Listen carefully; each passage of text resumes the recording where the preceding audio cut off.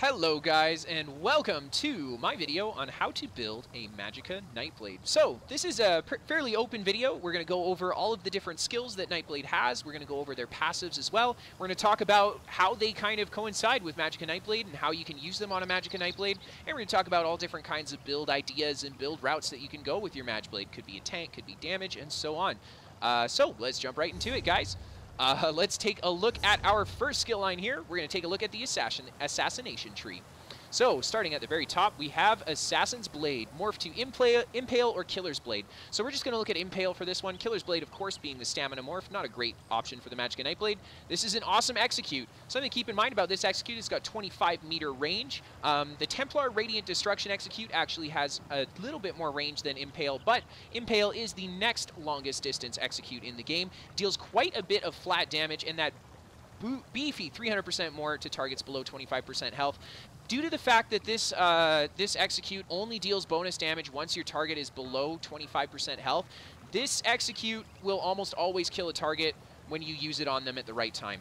For the most part, you should be able to finish off a player in PvP with this ability. When it comes to PvE, it means that you're going to start DPSing once the boss drops below that 25%. The next ability we have here is Lotus Fan or Ambush. This is the Nightblade gap closer from the Assassination Tree. Of course, we've got the Lotus Fan morph, it being the Magicka morph here, whereas Ambush is our Stam morph.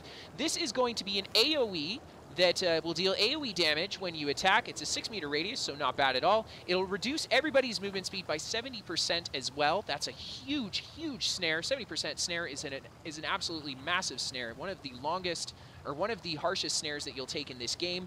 And then on top of it, after teleporting, you will release a Fan of Knives, dealing just about 5k bonus damage over 8 seconds. So this is a really good ability because it is a gap closer slash AoE slash damage over time ability. So you get a lot out of this. And of course you get that really powerful snare. Something also to keep in mind about this particular ability is that when you use it, it will not pull you out of stealth. Little fun fact, if you cast Cloak and Lotus Fan into a target, you will remain in stealth after you hit them. So there you go. So let's take a look at our next Nightblade ability here. We've got Blur, morph to either Double Take or Mirage.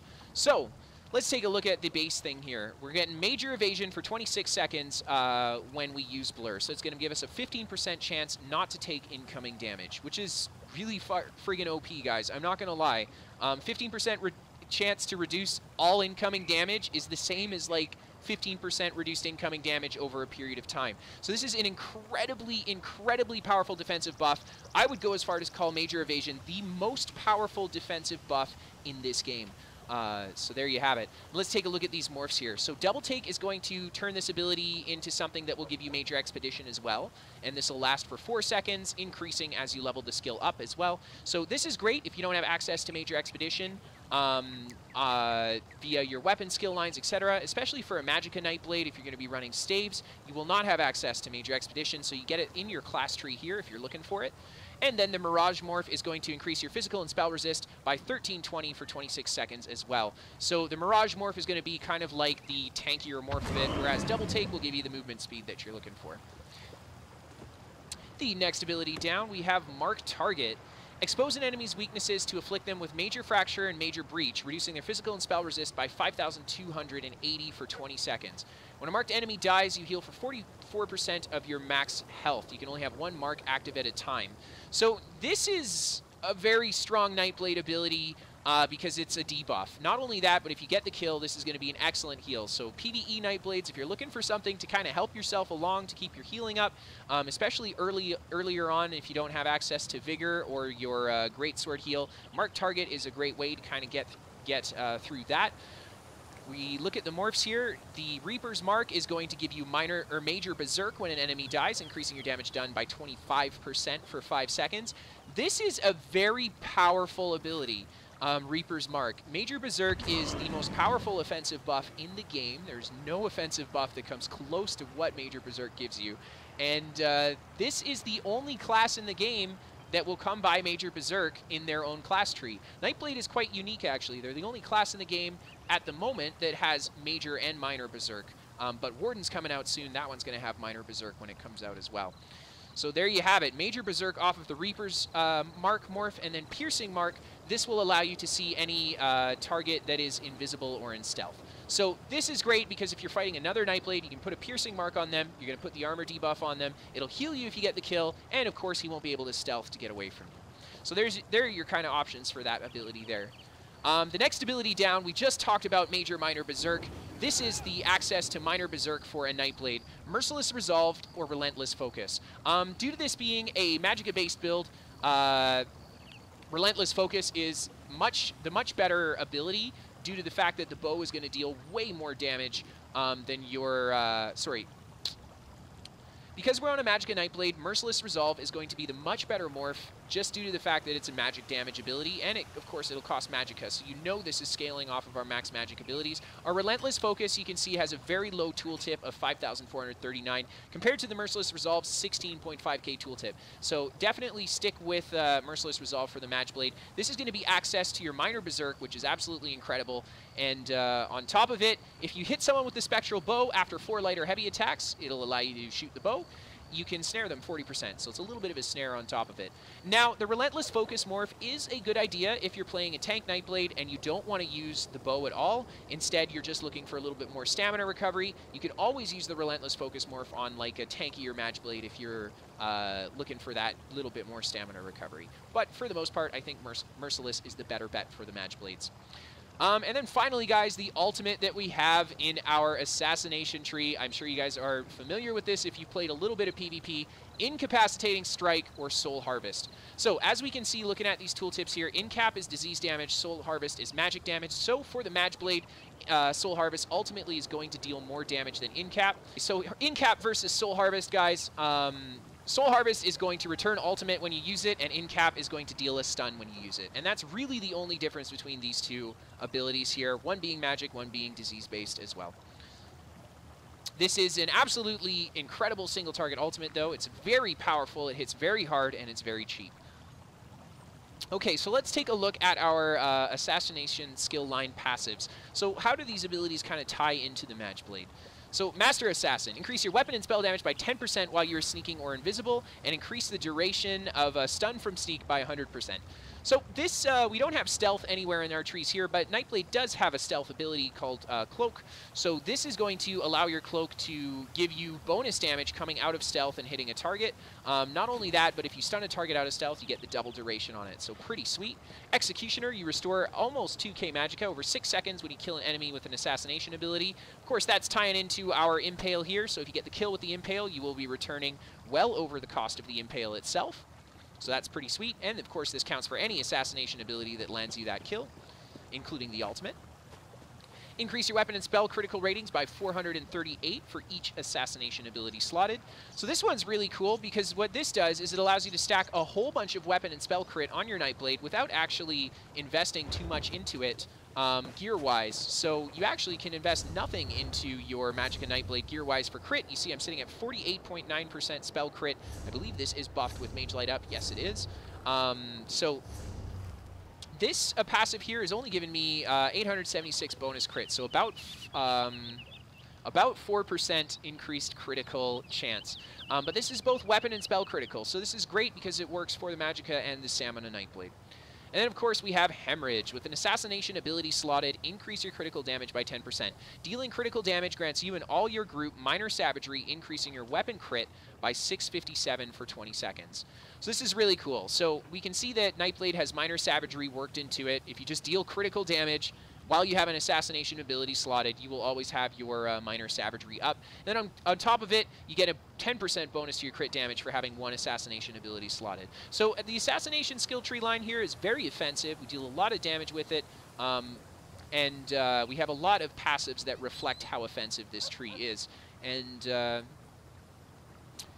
not to mention, slotting just one assassination skill on each bar is always worth it for that 10% increased crit damage, as well as that little bonus that you get to your spell and weapon crit. Okay, so let's check out that shadow tree, guys. We're going to start at the very top here.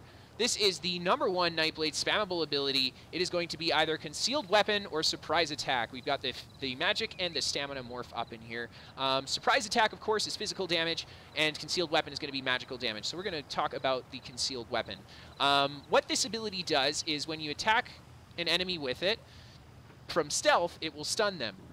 So if you're in cloak and you hit someone with a concealed weapon, it will actually stun them and set them off balance for 4 seconds. A big thing to note about this particular ability is that it sets them off balance. There's something very big in the CP trees that plays into off balance, so setting an enemy off balance will drastically increase the amount of damage that you do to them. This is really powerful spammable for that simple reason, that no matter what combination of other abilities you're using, you're setting them off balance, increasing your outgoing damage with your concealed weapon here. We take a look a little bit down here. While slotted, your movement speed while stealth or invisible is increased by 25%. So that's something to keep in mind if you guys want to run Magicka Nightblade and you want to use the cloak. Concealed weapon is a really easy way to increase that cloak movement speed by an easy 25%. The next ability that we have here is the Shadow Cloak morph to either Dark Cloak or Shadowy Disguise. Now, both of these abilities are going to stealth your character for 2.9 seconds. The Dark Cloak is going to give you minor protection, so it's going to reduce the incoming damage you take by 8% for 5 seconds. And with Shadowy Disguise, if you enter Cloak, it's guaranteed that your next attack 3 seconds later, so you don't have to still be in Cloak, you can have your Cloak broken, and you'll still land a guaranteed critical hit. So that's pretty cool. So both of these morphs here are awesome. I would say if you want to play a gank spec, Shadowy Disguise is probably the better bet, simply because with Shadowy Disguise, you're guaranteed that opening crit out of your gank if you use your Cloak, and Dark Cloak is better for a tankier build, or if you want to bulk up your Nightblade somehow by giving them that minor protection bonus, this is a great way to do it. Not just that, but we're going to take a look at the passives in our Shadow Tree, and they play a big part in playing a tanky Nightblade as well. Okay, so the next ability down, we've got Path of Darkness, morphed to either Refreshing Path or Twisting Path. So, what does this ability do? Create a corridor of shadows. You're going to deal a certain amount of magic damage to the enemies in the target area every 1 second. So this puts a big path down on the ground. It's a ground-based AoE ability. While on it for 2 seconds, and while on the path and up to 2 seconds after leaving it, you're also healed for 1284 health every 1 second. So this is the Refreshing Path morph. So it turns it into a bit of a heal.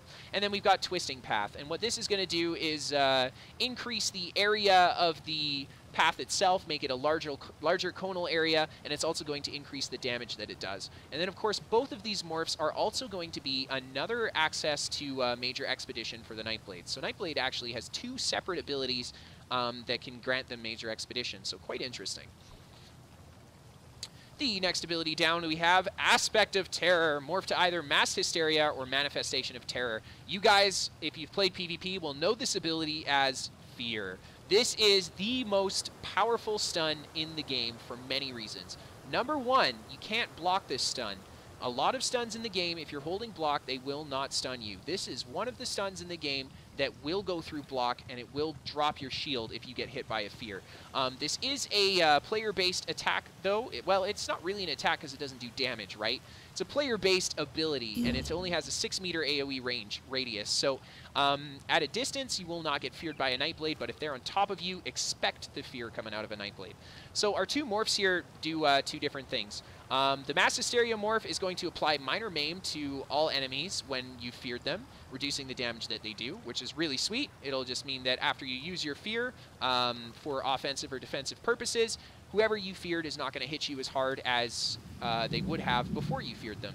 And then, of course, we have Manifestation of Terror, which is going to change the ability entirely. It turns it into a trap that you throw on the ground, and if an enemy steps over the trap, they will be feared and snared afterwards as well. So there you have it. 2 very different morphs, either the player-based fear, so you throw the fear off of yourself, or you can put the fear down as a little ring, and it'll take 3 seconds to arm, and then if anybody stands on it, you can use the fear to stun them at a distance. So the advantage of these 2 abilities, I would say Mass Hysteria for most builds is probably the better bet for fear, just because a lot of people are playing very player-based attack builds. If you want to play a tank or a kitey style of build, one that has excellent zone control, I would think about looking at Manifestation of Terror. So if you wanted to mix like Nightblade, Magicka Nightblade with an Ice Staff for all of that zone control, Manifestation of Terror would be an interesting fear because it would give you a whole bunch of areas or extra zone control that you didn't have before.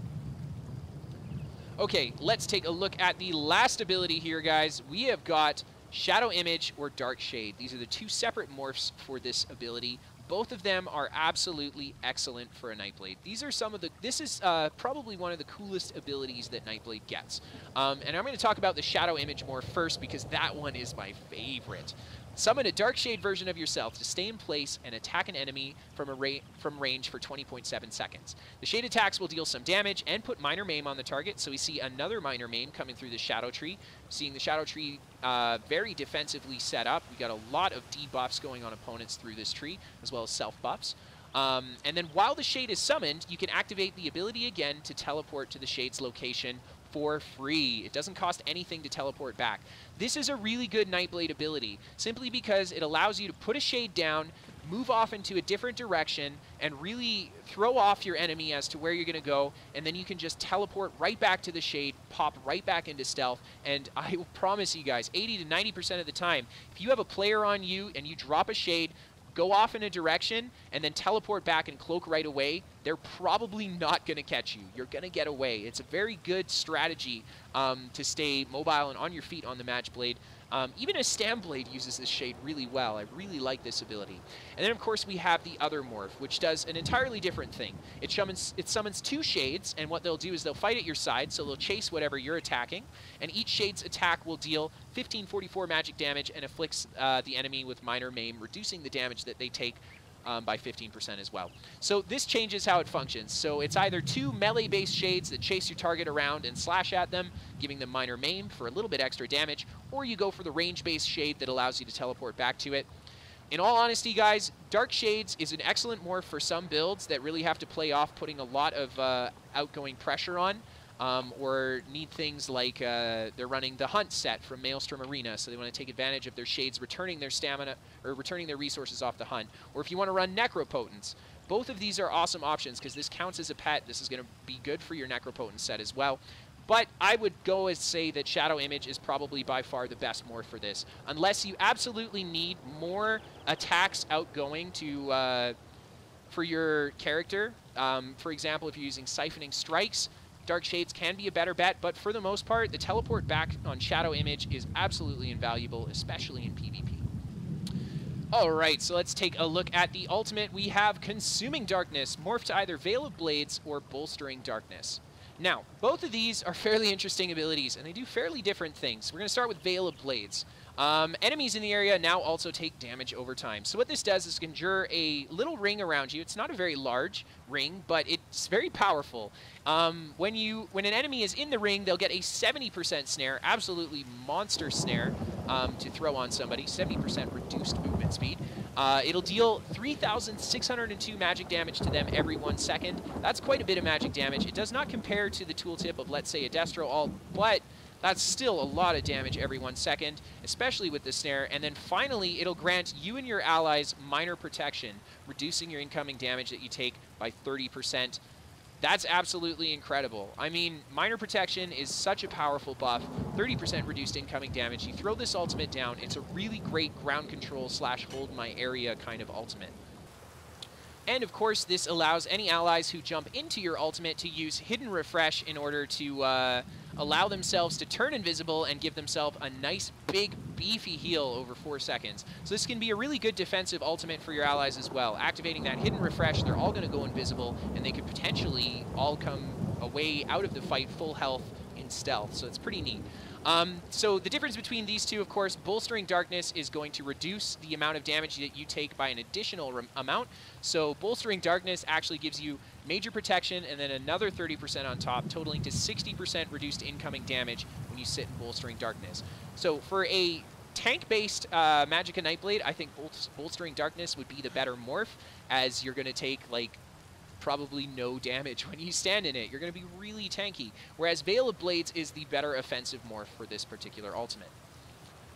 Okay, so let's take a look at the passives here, see how it kind of coincides with our Magicka Nightblade. First passive here, Refreshing Shadows, increase your health, stamina, Magicka recovery by 15%. Awesome passive. Doesn't have much to do with the skills though, but very strong passive. We can see that Magicka Nightblade gets quite a bit of a buff to their regens that other classes don't. And this isn't a major or minor buff, so this stacks with all major or minor buffs as well. We've got Shadow Barrier, casting a Shadow ability grants you Major Resolve and Major Ward for 4 seconds, increasing your physical and spell resist by 5,000, almost 5,300. The duration of this is increased by 25% for each piece of heavy armor equipped. This is a really interesting passive. It means that casting a Shadow ability means that you're going to have your armor up, your major physical and spell resistance buffs. So that's about 8% reduced incoming physical and spell damage. This is really strong. This is one of the Nightblade's best passives, I think, in the game. Just the fact that they can literally always have this buff up as long as they have a few shadow abilities on their bar. Of course, Cloak counts as a shadow ability, so this means that you go for the protection morph on your Cloak. It's going to give you protection as well as both your armors. Very, very OP. So there you have it, guys. Absolutely incredible passive. And then wearing heavy armor will increase this by even more. So this is looking at you, tank Nightblades. Tank Nightblades and heavy armor. You want to play a Magicka base. It doesn't matter. You want to play a tank Nightblade. You want to put that heavy armor on. What this is going to do is just increase the duration of the buff that you get when you use a shadow ability. Definitely not a needed thing, though, because you probably will be cycling a shadow ability every 4 casts anyway. So there you go. The next ability down, increase your max health by 3% for each shadow ability slotted. So if you wanted to build a max health Templar, we have a very, what seems to be defensive and buff-centric shadow tree here, and this fits right in it. You could slot a whole bunch of shadow abilities, giving you a massive bonus to your maximum health, playing quite a beefy max health tank on the Magicka Nightblade. And then we have Dark Veil, increase the duration of your shadow abilities by 15%. This is just to kind of bulk up our shadow abilities, and that's it. So very basic passives. The two big ones to take away from here is the Shadow Barrier and the Dark Vigor. These are what's going to be affected by actually slotting and using your shadow abilities. And then the rest of these passives are just flat Nightblade stat increases that you don't really need anything for. You don't need to slot anything, you just get it. Okay, so let's take a look at that siphoning tree. So the siphoning tree is kind of like the Nightblade healing tree. Went through Assassination, which seems to be more kind of damage focused, Shadow, which seems to be more defensively and buff focused, and then Siphoning, which is a little bit more focused on the healing. So let's start at the top here. We've got Swallow Soul and Funnel Health. These are both incredible abilities. Notice the cost on this ability. Absolutely incredible because it costs so little Magicka. This is your spammable at a distance. It's got 28-meter range, does quite a bit of damage, and it's going to heal you for 20% of the damage done every 2 seconds for 10 seconds.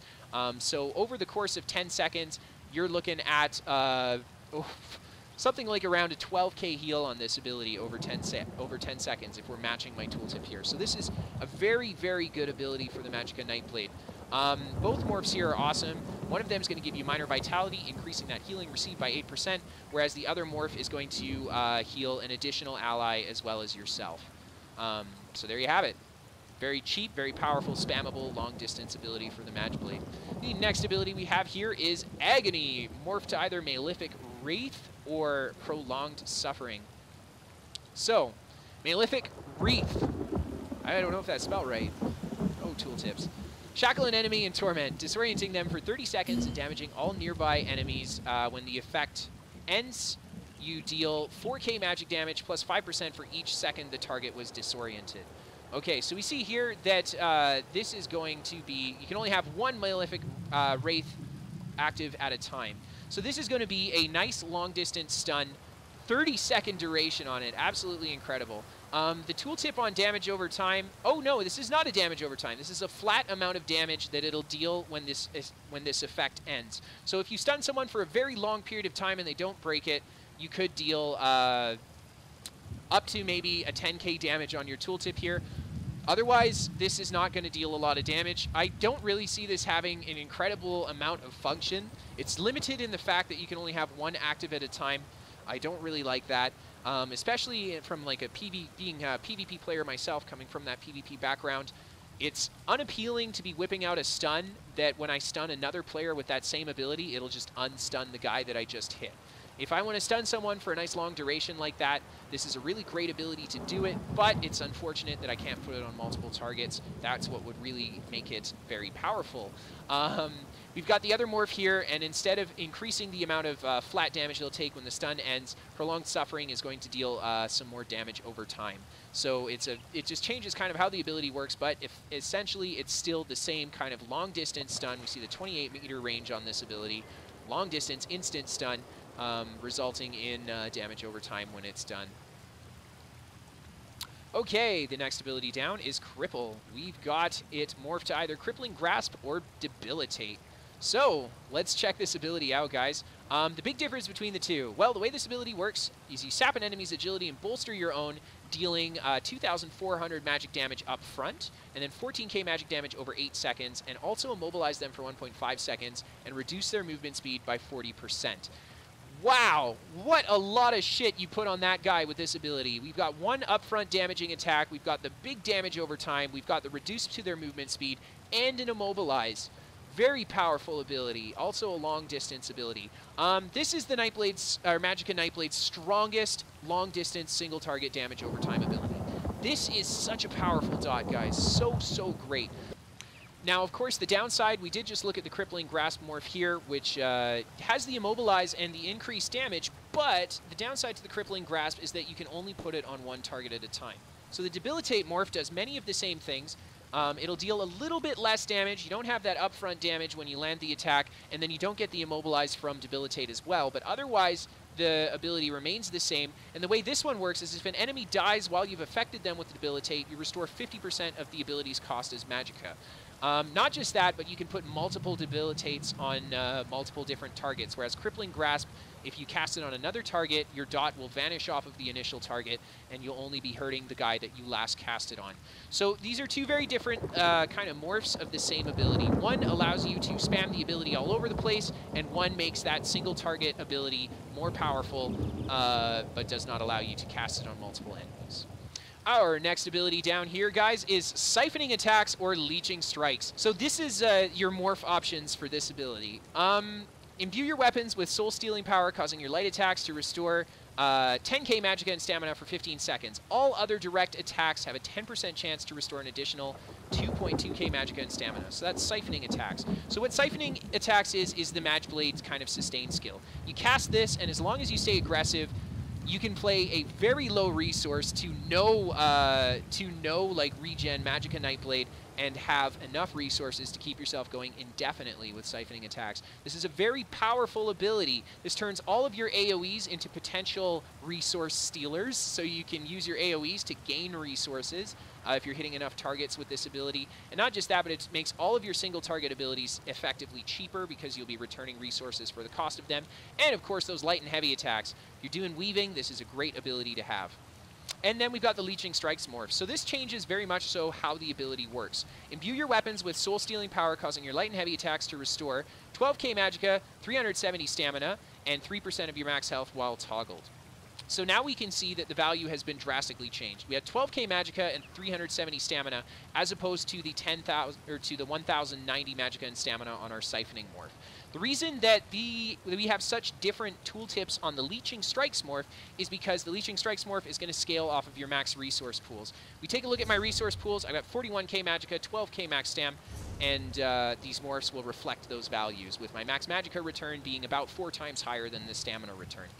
And it will also restore 3% of your max health while toggled. Leeching Strikes will also reduce your weapon and spell power by 17% while toggled. So this 17% reduction in weapon and spell power in the end equates to about a 6 to 8% reduction in outgoing damage. So this is an ability that's going to reduce your outgoing damage, but it's going to make you very tanky by allowing you to absorb health as you attack things.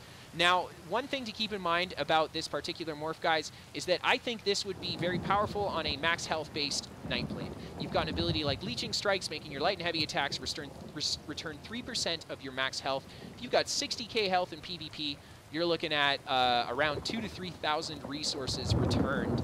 2,000 to 3,000 health, sorry, returned off of a light or a heavy attack. So very powerful ability if you want to play a max health Nightblade. Otherwise, I would stick with the Siphoning morph for you guys.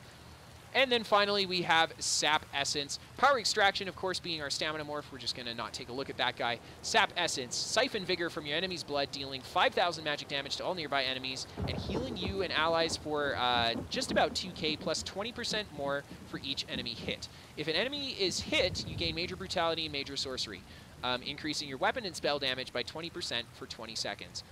Wow, absolutely incredible, guys. Major Brutality and Major Sorcery in one skill. Both of our major weapon and spell damage buffs will come from this morph of this ability. So we're also looking at quite a powerful AoE here. 8-meter radius, that's something to take into account. Most AoEs in the game have 6 to 8 meters radius, and most don't go much over 8, so this is quite a large radius AoE. And then finally, we've got that heal coming off of it that's not only going to heal you, but it's going to heal your allies around you as well. So this is a very powerful ability. Something that we used to see a lot of in ESO during a period of time was called a Sap tank. And it was a Nightblade tank build that was focused on healing themselves by spamming Sap Essence on a group of players. So something to keep in mind about this ability. It works very well outnumbered. It works very well against multiple opponents. That's exactly what it's for. And it's going to keep you very hard to kill as long as you have a good amount of healing power coming off of it.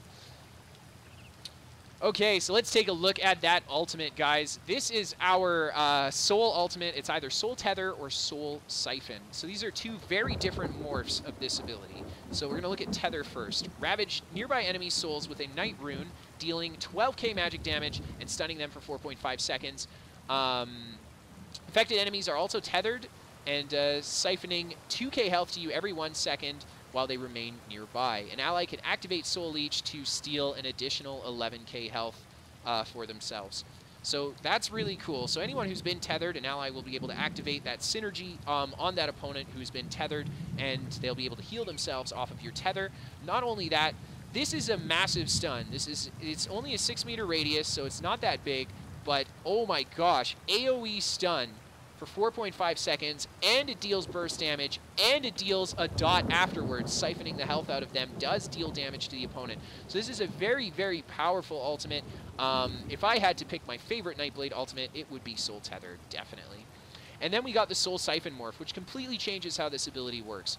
Soul Siphon is going to turn it into a healing-based ultimate. It's going to do a flat amount of heal to everybody around you, and then do a massive, almost 30k heal over 3.5 seconds to everyone else around you as well. It'll also grant your allies Major Vitality, increasing their healing received by 30% for 4 seconds. And of course, an ally can activate the Soul Leech ability as well. So, Major Vitality. Now, the reason that this is so important is because the major buff that most things get to increase their healing power is Major Mending, which is a different healing buff. It's 25% increase to all of your healing that you do, whereas Major Vitality will give you a 30% increase to the healing that you receive. So this is a very strong buff to be giving to allies. Let's say you've got a Nightblade and you're playing next to a Templar or a DK who has Major Mending. If you cast Soul Siphon, their healing power is going to be almost doubled what it would be normally if they're buffed up as well. So it's very, very powerful. This is a very strong ultimate. The thing that I don't really like about this particular ultimate, though, guys, is that it has a rather short duration for that very expensive 150 cost. So there you have it.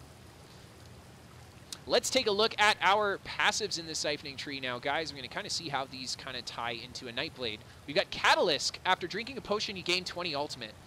Very powerful passive here. This plays directly into our assassination skill tree. We're looking at you, Incapacitating, and Magicka Nightblade Soul Harvest. Soul Harvest is going to return ultimate when you kill an opponent. So let's say you're in PvP. You gank a guy, you drop him with Soul Harvest, and this is just while slotted. You don't have to kill him with the ability itself. You just have to kill him with the bar that has Soul Harvest on it. This is going to return 10 ultimate. You're going to get an additional up to 25 or so ultimate, depending on your Alliance War rank, for getting the kill. And then, on top of it, guys, we've got our Catalyst passive. You can chug a potion, and essentially you can kill a target with your Soul Harvest, chug a pot, and your next Soul Harvest will pretty much be up. So very strong ultimate sustain coming out of this passive here. We've got Magicka Flood. Increase your max Magicka by 8% while a siphoning ability is slotted. This is also a very important passive to keep in mind here.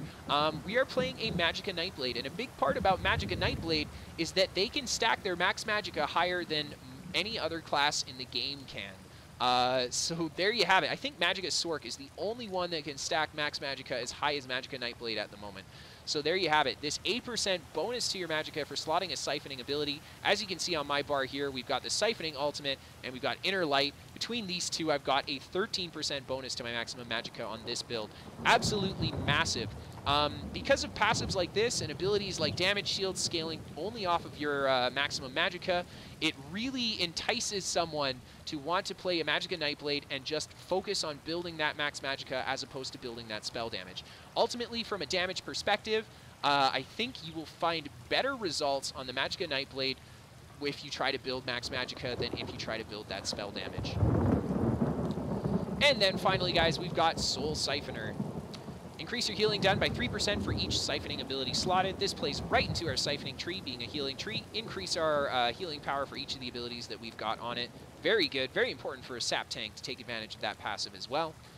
And then finally, we have Transfer. Casting a siphoning ability generates 2 ultimate. This can occur once every 4 seconds. So here we can see that we've got quite a ultimate-focused siphoning tree as well in our passives. So casting any of these abilities is going to help us generate ultimate. So there you have it.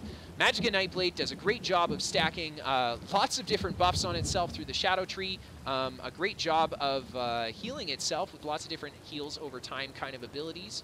The one thing that Magicka Nightblade is sort of missing is a burst heal. They don't have a very strong burst heal. Closest thing that they kind of have is Sap Essence, which you'd have to hit a lot of targets to get a good burst heal off of. So that's not such a big deal, though. Like I said, guys, building the Max Magicka route is probably the best way to go for a Magicka Nightblade, and building that route is going to show in your shield tooltips. You will have very strong damage shields, so you don't have to worry too much about burst healing if you can throw up a very powerful damage shield to take that incoming damage while your heals over time kind of heal you away. So for weapons, guys, it is totally up to you for Magicka Nightblade. I'm going to just talk a little bit on it. Dual wield is an awesome option. Two-handed is an awesome option just for that flat damage increase. Restoration staves on a Magicka Nightblade. If there's one class in the game that probably needs a restoration staff for a Magicka build, I would say it's Magicka Nightblade. They just don't have a lot of healing power without it for the Mag build. Like I said, you can make a build and stack a whole bunch of your heals over time and rely on that really big Magicka pool to kind of give yourself those powerful damage shields so you can heal away. But for the most part, it does not hurt to have a restoration staff on the Magicblade. For destruction staves, absolutely incredible. Magicka Nightblade plays so great with a destruction staff. Very fun for ganks with the fire staff, lightning staff for that AoE, etc. And of course, you could go for the Frost Staff to kind of tank up your Magicblade. That's kind of the one big concern of Magicblade, is that it's supposed to be played as in don't get hit too often. You have to use your stealth, you have to use your mobility, especially if you're playing a higher damage build. So you don't have a super high ton of healing power. You can always do something like Destro, Dual Wield, etc. That's what I've got on my Magicblade right now. But you will be squishier if you're not running that Restoration Staff. It helps a lot for the Magicblade because they don't have that burst heal. As for armor, guys, light and heavy armor for the Magicblade. You can always do medium if you want, but light and heavy is the best way to go. Medium would just be for RP reasons, wouldn't it? And we're going to keep moving on here. Soul Assault. This is a very powerful ultimate for the Magicblade. Of course, they're very powerful out of stealth. You can do a brutal Fire Staff heavy attack into Soul Assault out of stealth. Stun your target. Actually, you wouldn't stun them because the Fire Staff wouldn't allow you to, but Fire Staff heavy attack into a stun of your choice followed by the Soul Assault absolutely melts someone. Very powerful ultimate for the Magicblade. And we're looking at no Fighter's Guild abilities really shine here. Maybe if you want to use Flawless Dawnbreaker for the AoE stun. Otherwise, I think you're good. Ultimately, Tether, I think, is going to be better than Dawnbreaker anyway. Mage's Guild, absolutely incredible abilities for the Magicblade. Inner Light, pushing that maximum Magicka envelope. Very important, I would say, for Magicblade.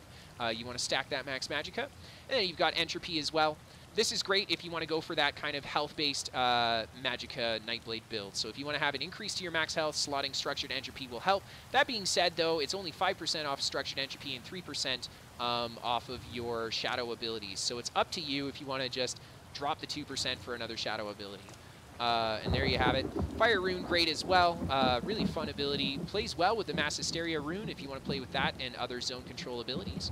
And then, of course, there's Equilibrium. I wouldn't recommend this for a Magicblade. You have trouble coming by healing on a Magicblade, and on top of it, you shouldn't have any Magicka sustain due to siphoning. So there you have it. Your passives, of course, important. Undaunted abilities, nothing too terribly interesting here. I think the minor health steal or life steal is pretty cool. That could be very useful for the Magicblade who's doing kind of like a heal over time spec. This is a great way to get more heals on your Magicblade than you did before. And then of course we've got Bone Shield if you want to play that max health Magicka Nightblade or just a max health Nightblade in general. This is a stamina based shield, scales off of your maximum health, costs you stamina, and returns damage if you morph it, so very powerful damage shield if you do it right. Okay, guys, and one last ability that we're going to take a look at for Magicblade here, guys, is Proxy Debt or Inevitable Debt. Either one of these morphs are pretty good. This is a great ability because of something that we call Bomb Blades. Bomb Blades are great in certain situations. For the most part, they don't have a lot of utility, but if you have a large grouping of enemy players on top of each other, this ability is going to deal a ton of damage to them, synergizes really well with an ultimate like Soul Tether for that stun, etc. So very strong AoE that you can pair onto the Magicka Nightblade to get those big nukes when you want it. Of course, like this pairs well with the Destro ult as well. But when we're talking just pure spike damage, I really like pairing Prox Det with the Soul Tether, get that big amount of instant spike damage. Drop a whole group of players' health really quickly, maybe even kill them. So there you have it, guys. And for races for the Magicblade, guys, I would recommend Dark Elf, Breton, and High Elf. And that's pretty much it. I think those are your best bets for Magicblade. And there you have it. Maybe an Argonian Magicblade would be your good idea because Magicblade does not have a lot of healing power. Going Argonian could help you increase the amount of healing that you do. But for the most part, I think you're better off going for one of the other 3 Magicka races, getting those bigger damage shields and not worrying too much about a few percent of healing power. Okay, guys, that wraps up Magicka Nightblade. I hope you guys liked the video. I hope you guys have some questions for me. If you do, feel free to put them in the comments section. And as always, guys, if you like the show, feel free to like and subscribe, and I'll see you guys next time.